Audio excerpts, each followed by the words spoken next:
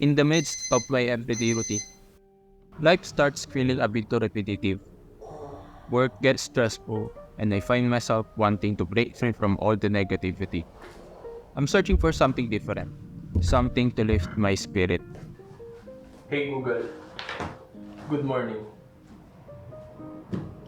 Hello. It's 5:39 a.m. Let me turn your room lights to make it bright. Good morning, John.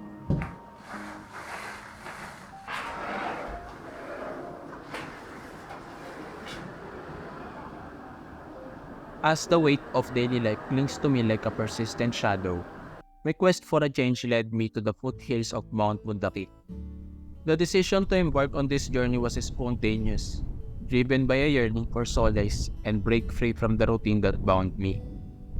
With each step up the trail, I feel the burdens of the everyday world gradually giving way to the anticipation of the unknown, as if the mountain itself holds the key to unraveling the complexities that have entangled my spirit. The trail to Mount Pundaquit proved to be quite challenging. Almost lost amid the overgrowth of tall grasses, the path demanded careful navigation. The tour guide mentioned that, on average, only one group tackles this trail each month. The lack of frequent climbers means the trail isn't well maintained, allowing the tall grasses to reclaim the path. It felt like venturing into a hidden realm where nature's wild embrace tests not only physical endurance but also adds a sense of adventure to the journey. Standing atop Mount Pundaquit, the view was truly rewarding. Before me stretched the picturesque Anawangin Cove, embraced by the endless expanse of the sea. The beauty of the landscape unfolded like a breathtaking painting, with the cove nestled in nature's embrace and the sea expanding into the horizon. The sense of accomplishment mingled with the tranquility of the sea, creating a moment of awe and appreciation for the wonders that nature had unfolded before my eyes.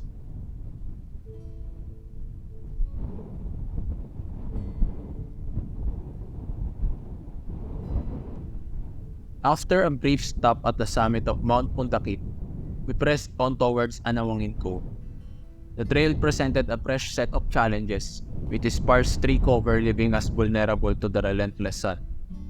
The added difficulty of navigating rocky terrains tested our footing and endurance. Despite the hurdles, the excitement of reaching the tranquil shores of Anawangin fueled our determination. Each step through the sun-drenched trail and over rugged rocks became a testament to our resilience and the adventurous spirit propelling us forward.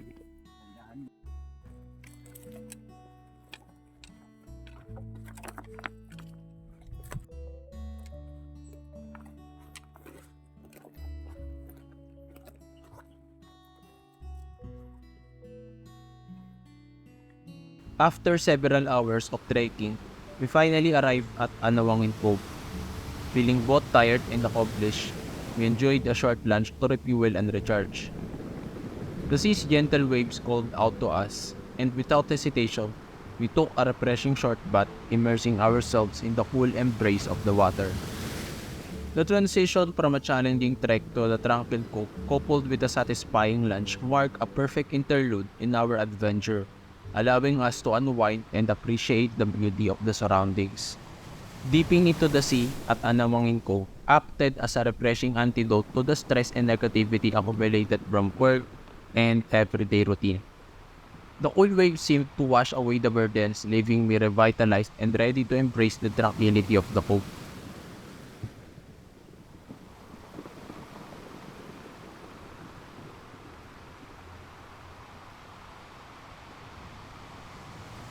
Our journey continued as we hopped onto a boat bound for Capones Island.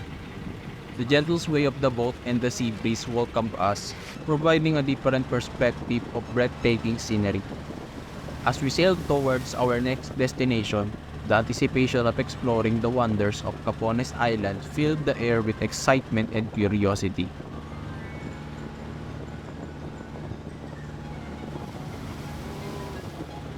Upon reaching Capones Island, the scene unfolded as a sublime masterpiece of nature. The fine white sand stretched along the shoreline, inviting exploration.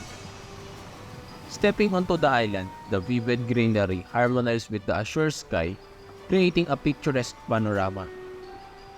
As we ventured farther, the reward awaited, a breathtaking view that revealed the converge of land, sea, and sky in a harmonious spectacle. The serenity of the scene mirrored the peaceful beauty that Capones Island generously offered to those fortunate enough to experience its wonders.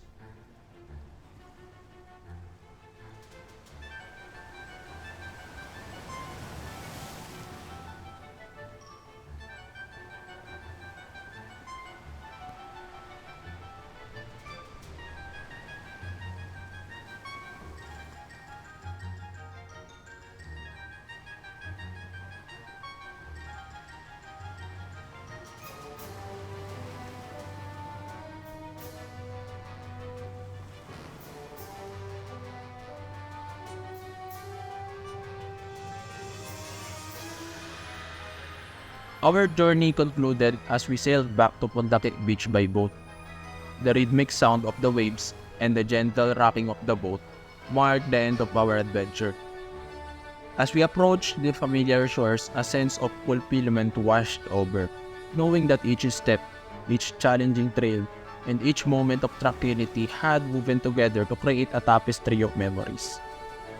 The return journey by boat encapsulated the essence of our expedition, a fusion to nature's beauty and indelible imprint of a day well spent exploring the gems of Pundaquit, Anawangin Cove, and Capones Island.